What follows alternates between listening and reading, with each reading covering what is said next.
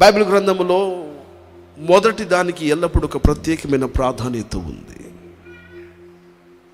ప్రభు అన్నాడు, జ్యేష్ఠమైనది మొదటిది నాది అని అన్నాడు. వాక్యాన్ని వింటున్నారని నమ్ముతున్నాను. The first is mine. నీకు ఈ దేవుడు ఇచ్చినది ఏదైనా అందులో మొదటిది, మాట్లాడాలి నోరు తెరిచి, దేవునిది చెప్పాలి. మొదటిది, ఎస్, మొదటి భాగం ఎవరిది? దేవుని భాగం. దేవుడు నీకు ఇచ్చిన ఏదైనా మొదటిది ఎవరిది చెప్పండి?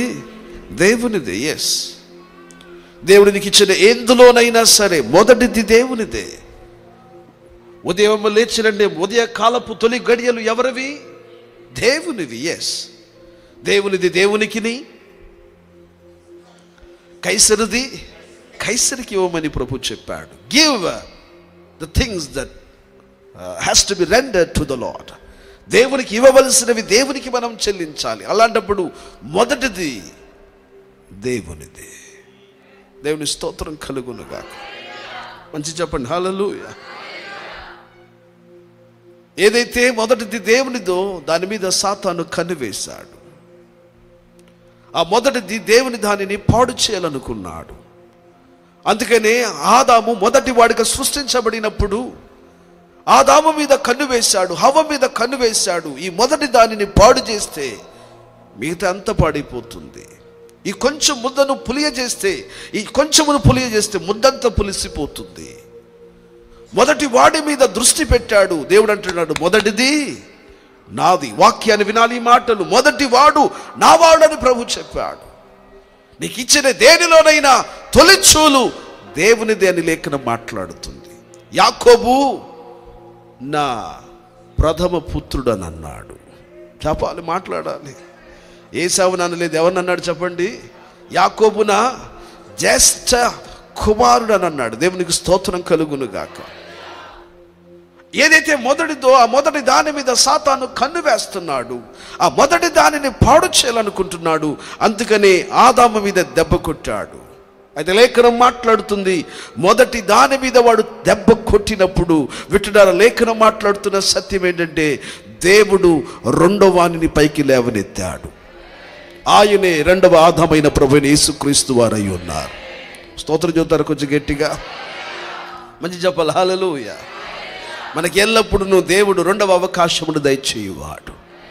ఎంతమంది నమ్ముతున్నారు ఈ సత్యాన్ని? ఎస్ ఎస్, వినాలి ఈ వాక్యాన్ని.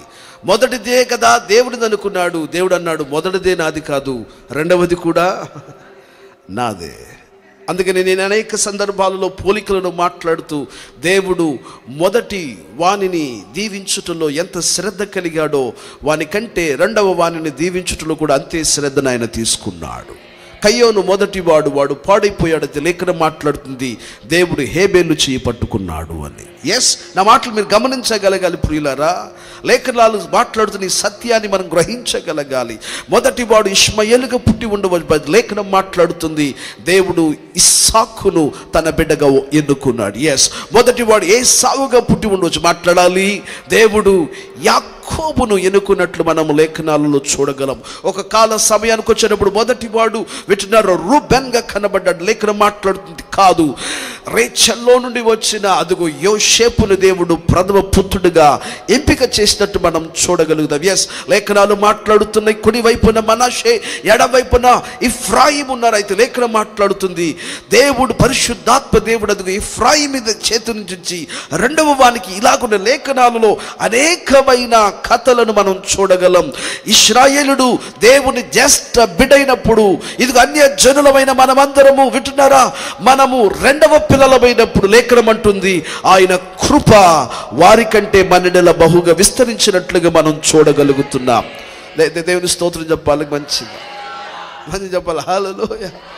అది లేఖనం మాట్లాడుతున్న సత్యం ఏంటంటే, మొదటి వాడు దేవుని వాడు, రెండవ వాణిని దేవుడు విడిచిపెట్టలేదు. రెండవ వాణి ద్వారా దేవుడికి గొప్ప విమోచనపు పని చేయాలని ఎన్నుకున్నాడు.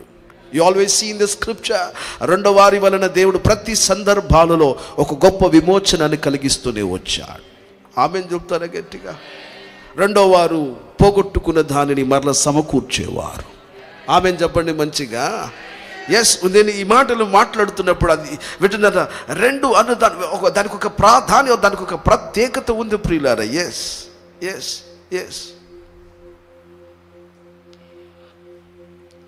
అయితే లేఖనం మాట్లాడుతున్న సత్యం ఏంటంటే, సాతానైన అపవాది రెండవ వారి మీద కూడా వాడు తన కన్ను దృష్టి నుంచి కయ్యోను లేచి హేబేలును చంపాను. బైబిల్ అంటుంది అదే. కయ్యోను లేచి హేబేలును చంపాడు. అప్పుడు లేఖనం మాట్లాడుతున్న సత్యం ఏంటంటే, హవ్వ ఒక రోజున తలంచుకుంటే ఇలా అనుకుందంట, God has appointed another one for me. దేవుడు నా కొరకు మరొకరిని నియమించాడు అని చెప్పి వాడు పుట్టినప్పుడు వానికి సేత్ అనే పేరు నుంచిందంట. ఆమేన్. చెప్పండి గట్టిగా హల్లెలూయా. వాడు పుట్టినది మొదలుకొని ప్రజలు నిజమైన దేవుని ఆరాధించడం మొదలుపెట్టారని లేఖనం మాట్లాడుతుంది. దేవుని స్తోత్రం చెబుతారా గట్టిగా? మంచి చెప్పండి హల్లెలూయా.